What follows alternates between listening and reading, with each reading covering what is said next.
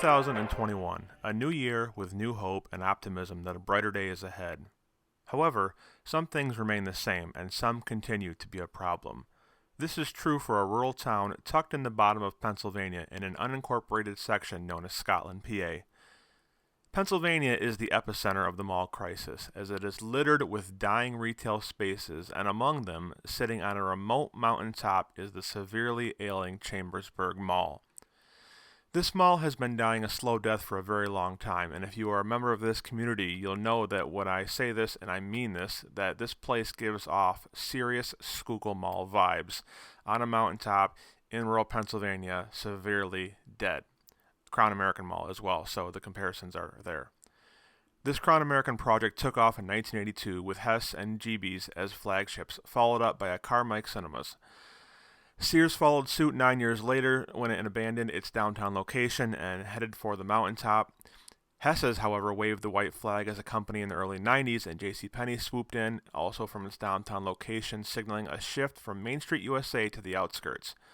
GB also didn't last long and closed after a decade, only to be replaced by Value City and lastly Burlington in 2008. Earlier in 2003, Crown America's mall's assets were acquired by Priat Trust, and 6 years later the mall was listed on World Reports as one of the top 10 malls in terms of being in danger of closing. By the way, also on that list was a West Mifflin property known as Century 3 Mall. The mall's occupancy rate was at 62% in 2009, and the mall was sold again in 2013 to Mason Asset Management. You know, it really makes you wonder how savvy the CEOs of all these developers were, given the current status of retail in the United States. The tidal wave of no return started in 2014 when Sears left the mall, followed by JCPenney in 2015, and then the Bon-Ton in 2018 as part of their complete liquidation. Finally, Burlington left in 2019, leaving only Black Rose Antiques as a quote-unquote anchor. Chambersburg at its peak boasted 75 stores in the 90s and has dwindled down to single-digit numbers, and on my second visit to this location a few months ago, I had full reign over the place and you could hear a pin drop. No customers, no security, no music, just an eerie ambiance that I have come all too accustomed to in this day and age. I hope you all enjoy my tour of the Chambersburg Mall, as we are off and running in 2021 with big hopes, plans, and aspirations for the channel. My goal this year is to get to 50,000 subscribers, and if you enjoy my work and appreciate what I am doing, consider giving me a subscribe. Also, YouTube loves it when folks leave a like or a comment, so do me a favor if you don't mind and do just that. Lots of content coming soon from Texas and several other states. Check me out on Instagram, as always, at AcesAdventures1, and if you want to support me further, my Patreon link will be in the description below. Also, merch coming soon as well, including calendars, so stay tuned.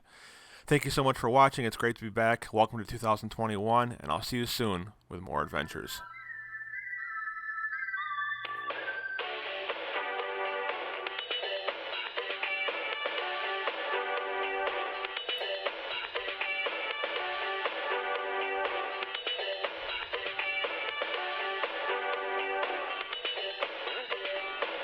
Seems like it might be some kind of time since I even thought of you. Seems like it might be some kind of time.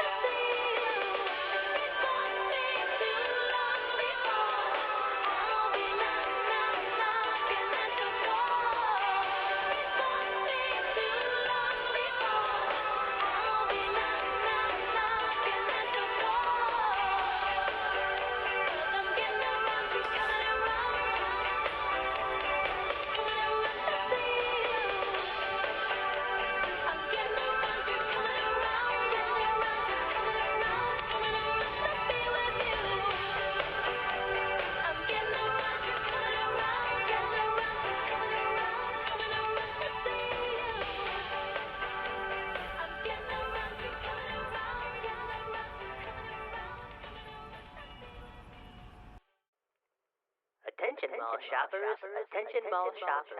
Would Salvatore Amadeo please come to the food court? Your mother is looking for you.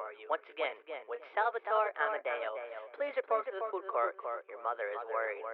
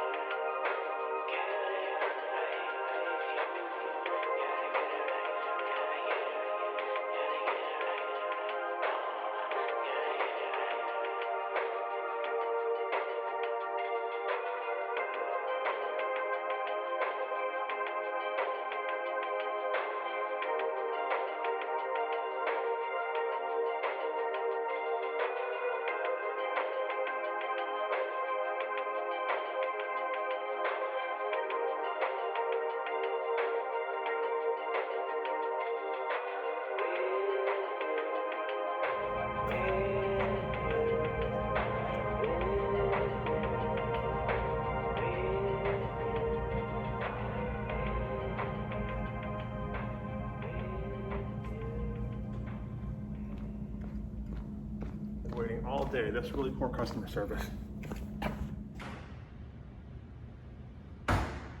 Are your shakes made with real milk and ice cream, or do you use that reconstituted shake mix stuff?